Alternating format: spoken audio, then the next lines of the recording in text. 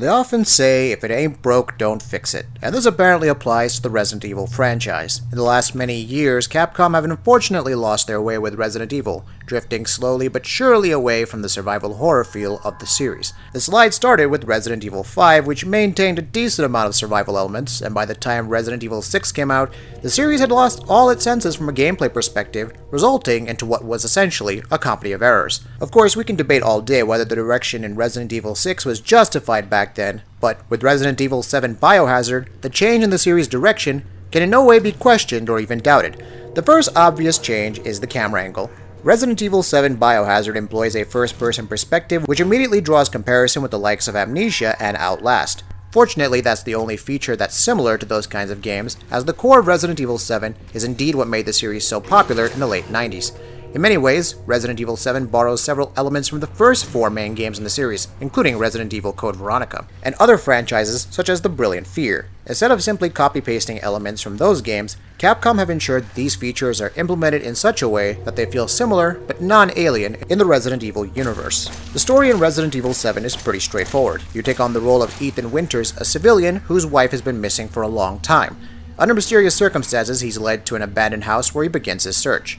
What follows is one intriguing tale that feels disconnected with the already complex narrative of the Resident Evil franchise. Credit must be given where it's due, and Capcom deserves all the appreciation for isolating the game's plot from the nonsense that we've been fed with in Resident Evil 6. But ultimately, it all ties into the franchise's main story, albeit in a way that will probably blow your mind when you reach that point in the story. What sells the story further is the excellent voice acting and an impressive score that will tickle with your nostalgia nerves. Do you remember that moment when you first got into the save room in Resident Evil 1 and that soothing music running in the background? Resident Evil 7 rekindles that memory whenever you enter a save room, which is complete with an item box, one of the elements that makes a return from the original games. The Bakers are perhaps the best cast of enemies in the entire Resident Evil series, and that alone speaks a lot, considering the fact that the franchise is known for some excellent villains, such as Albert Wesker.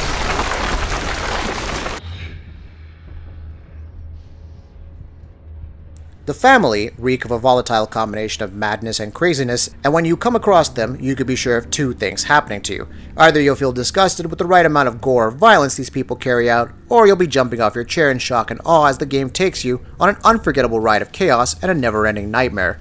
Needless to say, the several boss fights and encounters with the family, especially the old man, is going to leave you exhausted and mentally drained. The only sore thumb in the entire cast of characters is, unfortunately, Ethan himself. Granted, he does not have the personality traits of someone like Leon S. Kennedy. I mean, he's a civilian after all, but what about feeling confused and lost? How about adding more emotions to your words? Ethan? Ethan's characterization falls flat at times. It's all down to his cheesy dialogue and awful voice acting. In true Resident Evil fashion, Resident Evil 7 starts off really slow, but it's during these first few hours that you feel completely helpless as the various members of the Baker family hunt you down. You don't have access to some of the powerful weapons that you'll pick up later in the game, and neither will you have the guts nor the right mental state to even stand up against the family. So it goes without saying that the game's best moments, the unbelievable scares and chills, are found in the first half of the game. It's only after investing several hours into the game that Resident Evil 7 starts to feel much like a first-person shooter, but that isn't a bad thing at all. In all of the older games, the main character starts out in a helpless manner, and by the time you're deep into the game, you've built up upon your arsenal of weapons and items. So the game getting less scary in the second half is a design choice, and as such does not become liable to criticism. Talking about weapons, initially you'll have access to your trusty handgun, which itself has several variants. Next up is a powerful shotgun, flamethrower, and the series' favorite, grenade launcher. More powerful weapons can be unlocked by collecting antique coins. However, in our playthrough, we were only able to unlock the Magnum. There were also a few character upgrades, such as the ability to reload faster and increasing the maximum health via steroids. Overall, there's a decent amount of items and weapons on offer, but we really missed the merchant from Resident Evil 4. Given that the game has so many nostalgic moments and references to older games, the inclusion of the merchant or a similar character would have added more to the experience. Like the older games, you'll have to brush up your skills in inventory management and combining different elements to develop ammunition and first aid bottles. It goes without saying that Resident Evil 7's combat places heavy emphasis on how you manage your inventory and the several useful items you'll come across during your playthrough, which is once again similar to the older games in the series. We also managed to try out Resident Evil 7 on the PlayStation VR, and it may very well be the device's first killer app. The in-game menu provides a number of options that can be tweaked for a better VR experience, and it almost feels like a totally different game. However, running in VR mode is a matter of compromise as the game takes several hits to its various graphical parameters, resulting into a slightly blurry image. Overall, the experience transitions to an altogether different level.